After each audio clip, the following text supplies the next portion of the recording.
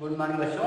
अब हम बात करते हैं अगले टॉपिक पर, प्रकाश के कक्षा 10 के प्रकाश के अगले टॉपिक पे हम बात करते हैं, जो हमारी हेडिंग है समतल दर्पण द्वारा प्रतिबिंब का बनना।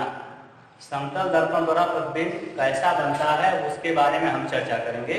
तो देखिए, सबसे पहले हम क्या करेंगे, M1 M2 एक दर्पण ले लेंगे। क्या ले लेंगे? M1 M2 एक दर्पण ले लिया हमने, ठीक।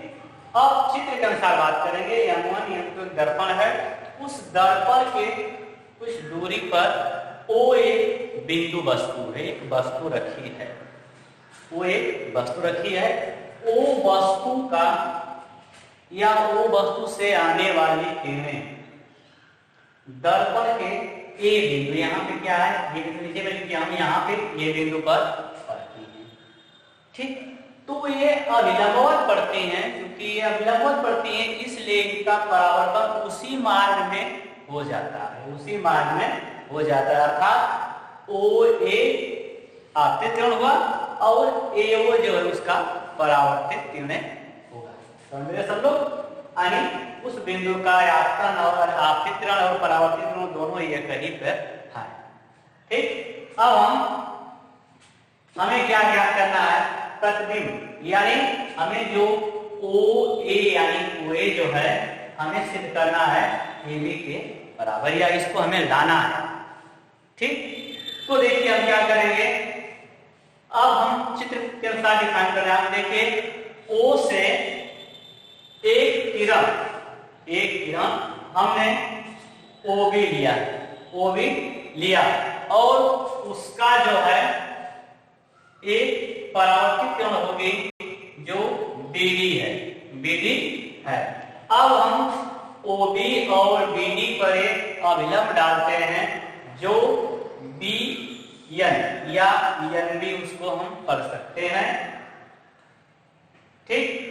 अब हम BD को क्या करें, इसको हम पीछे की तरफ बढ़ाते हैं या उसको नीचे की तरफ लाते हैं। अर्थात दर्पण के पीछे तक एक काल्पनिक रेखा द्वारा या डॉटेड लाइन द्वारा दिखाते हैं। डॉटेड लाइन वहां पे ली जाती है जहां पे वह छुपा हुआ हो, कोई वस्तु ना दिखाई देती हो, तो वहां पे हम डॉटेड लाइन का उपयोग करते हैं। एक्चुअली दर्पण है, इसके पीछे में नहीं पता है, उसको हम डॉटेड लाइन BI, अर्थात इसको B पर है हमने I, और जो OA है, OA को भी हम पीछे तक बढ़ाते हैं। यह बिंदु I पर जाके काटते हैं दोनों किरणें, दोनों हो गया। अब देखिए यहाँ पे I जो है पर BD किरणें बढ़ाने पर काटती हैं, OA किरणें बढ़ाने पर काटती हैं, ठीक। तो अब देखिए O जो है वस्तु है इसका यहाँ ये वस्तु O और इसका प्रतिबिंब, ये क्या है, प्रतिबिंब बना, ये उस वस्तु का प्रतिबिंब बना, ठीक है। तो हमको डिफाइन करना है कि इस तरह प्रतिबिंब क्या कैसे बनता है। देखते हैं, चलिए अब चलते हैं इस चित्र के अनुसार बात करते हैं। देखिए, कोण OBN बराबर हो जाएगा कोण NBD के, कोण NBD के। ऐसा क्यों हुआ? ये आपतन कोण है, आपतन कोण बराबर परावर्तन कोण। आप परिभाषा जान चुके हैं बहुत पहले, आपतन कोण परावर्तन कोण परिभाषा जान चुके हैं, इसके नियम जान चुके हैं।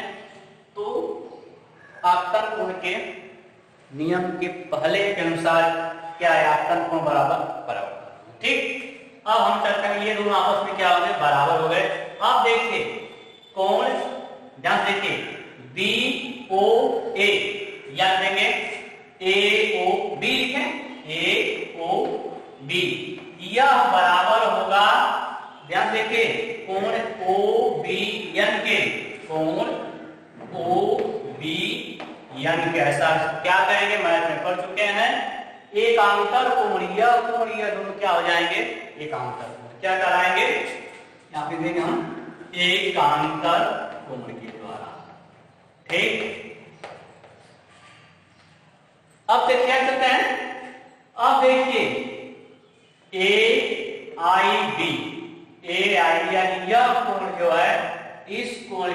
बराबर होगा, प्रोबेबिलिटी होगी संगत कोण।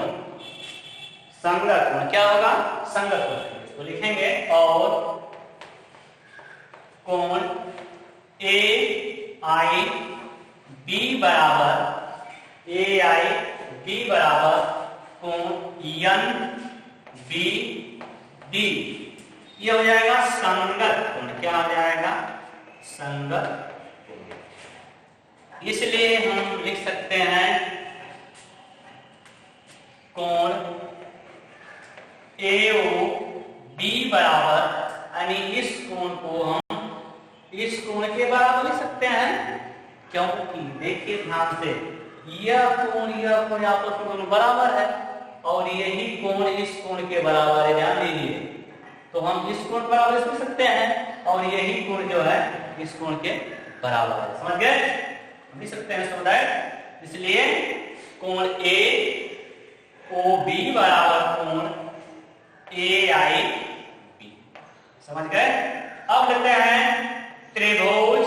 त्रिभुज की बात करेंगे, ए ओ बी लेंगे, त्रिभुज ए ओ बी और त्रिभुज ए आई बी में। यहां तक क्लियर है सबको? अब चलते हैं त्रिभुज बात करते हैं। चलिए ओ ए लिखेंगे, कोण ओ ए बी, कोण ओ ए बी बराबर हो जाएगा कोण आई ए बी, कोण आई ए बी। यह क्या होगा बच्चों? 90 अंश होगा। क्या होगा?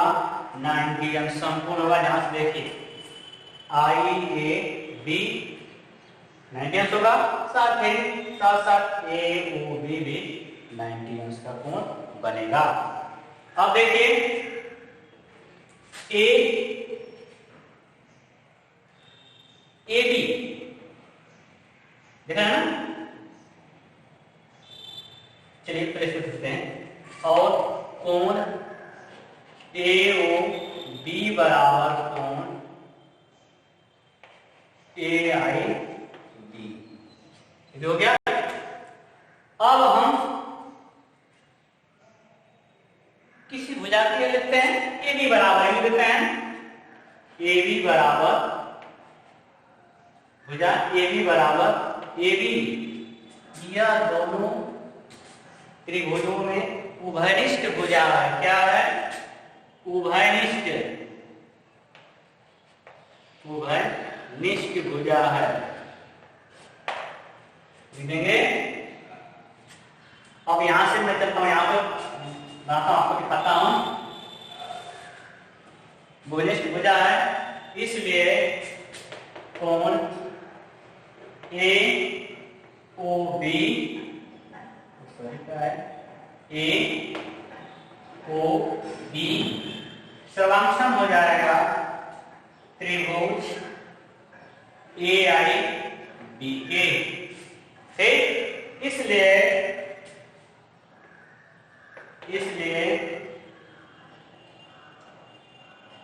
ओ ए बराबर ए आई, ओ ए बराबर ए आई। समझ गए?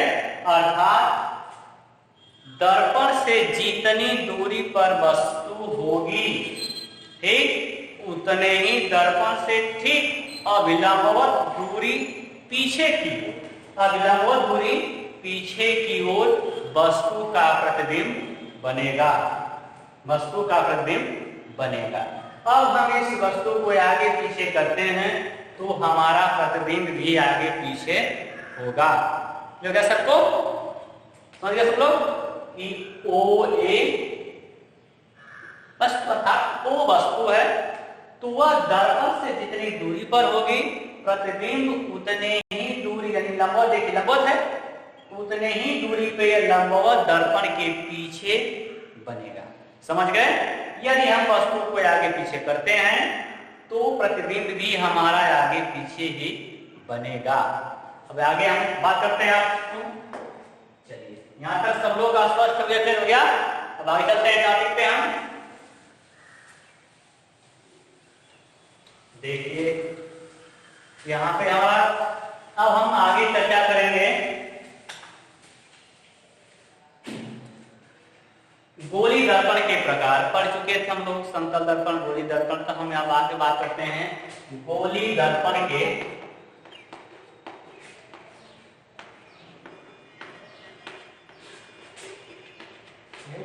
प्रकार।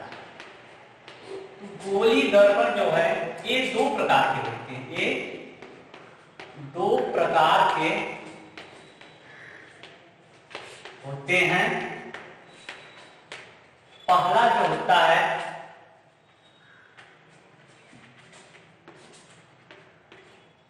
पहला हम पढ़ेंगे, पहले हमारी अवतल दर्पण। अवतल दर्पण, इसकी परिभाषा हम सुनते हैं। अवतल दर्पण क्या होता है, ठीक है। देखिए किसी खोखले गोले, किसी खोखले कांच के गोले, देखिए किसी खोखले, समझे फिगर बात में बना देंगे तरह से क्या करते हैं। एक खोखला गोला हो गया कांच का, यहां से यदि हम कलई उसके बाहरी पृष्ठ पे करते हैं, क्या करते हैं हम बाहरी पृष्ठ पर इसके पेंटिंग करते हैं या चांदी की कलई कर दें, तो हमारा प्रकाश का जो है परावर्तन जो है अंदर की तरफ से होगा। क्या होगा, यह आपतित किरण होगी, आपतित किरण, यह हमारा होगा परावर्तित। समझ गए, ये हमारा होता है ध्रुव, होता है बाद में चर्चा करेंगे ध्रुव क्या होता है, ठीक है। तो समझ गए, यदि किसी खोखले कांच के गोले ठीक को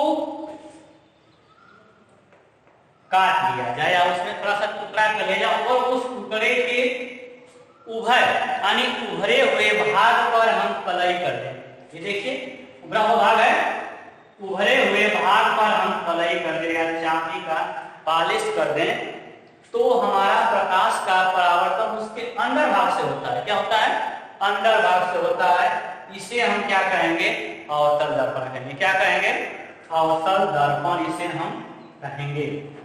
समझ गए, अवतल दर्पण क्या होता है, यदि हम किसी कांच के खोखले गोले के टुकड़े पर हम पॉलिश बाहर तरफ कर दें तो प्रकाश का परावर्तन अंदर की तरफ होता है, उस दर्पण को हम अवतल दर्पण कहते हैं। समझ गए। अब हम बात करते हैं दूसरा इसका उत्तल दर्पण। उत्तल दर्पण, तो उत्तल दर्पण की परिभाषा ठीक इस तरह डिफाइन करते हैं हम लोग, क्या होगी, यदि किसी खोखले गोले कांच, यदि किसी खोखले गोले कांच, ये बात